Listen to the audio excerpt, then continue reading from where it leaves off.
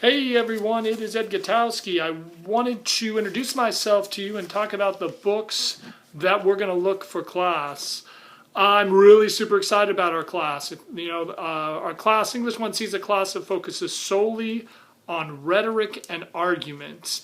It's always loads of fun, and the books that I've used both on an online and on-ground class and had a lot of success with them. So I just wanted to kind of keep the same lesson plan going because they've really had a positive impact on students. So let me talk about the books we're going to use on class.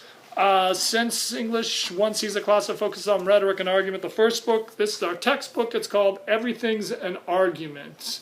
I've been using it now for over a year in my English 1C class. Positive response back from students. It really does help them to understand how rhetoric and argument works. So that's the first book we'll look at. We're also going to look at a book. The first book we're going to read is Sinclair Lewis's It Can't Happen Here. And I wanted to use this book because I think, it's a really interesting book. Sinclair Lewis is one of the great contemporary writers of American literature. And it's basically just an imaginary fiction in which a president gets elected to the United States and we start to see the rise of fascism come to America. I taught it last semester, got really good feedback, but I wanted to go a little bit deeper and kind of look into Sinclair Lewis's background a little bit and then talk about the ideas and the arguments that he's trying to present in that book. So that's the first book we're going to look at. The second book we're going to look at is a book called Tender is the Night by F. Scott Fitzgerald. I've become a little bit obsessed with F. Scott Fitzgerald in the last recent years. He's most famously known for The Great Gatsby, but there's an argument that has been made that Tender is the Night is the better book. I taught some F. Scott Fitzgerald for my summer school online class. Real positive feedback, so I kind of wanted to continue that lesson plan as well. Then the last book we're going to look at is a book called Rianne's Diary. It's a new book that they discovered that deals with the Holocaust, and so we're going to kind of look at some Holocaust literature as well.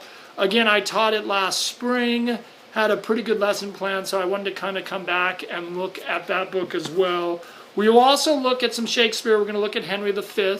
Henry V is an epic play. It's a great play that really examines the role of rhetoric, politics, and power. Henry V is a lot of fun, so I'm looking forward to that. And the last one we're going to look at is called the Siegel Reader Essays. We're going to read some. There's a set of essays that we'll read out of that. It's actually, students really like the Siegel Reader Essay. Got a lot of positive response from it. It's oftentimes been voted the best book that we've looked at. So I'm pretty excited to come back to that book as well. But I just wanted to kind of talk about the books that were required for class. And the focus of our class, we're going to start on rhetoric and arguments. We're going to start on that as week 1. So when you look on Canvas, you'll notice that there'll be a couple discussion board questions, and we'll really kind of get into the topic for class. I know it seems like there's maybe a lot of reading for the class. It's the same amount of reading I'd use for an on-ground class. And really, it may seem like a lot, but I find it's really doable, and it'll all work out. So if you have any other questions, shoot me an email. Otherwise, I'm looking forward to getting ready to week 1.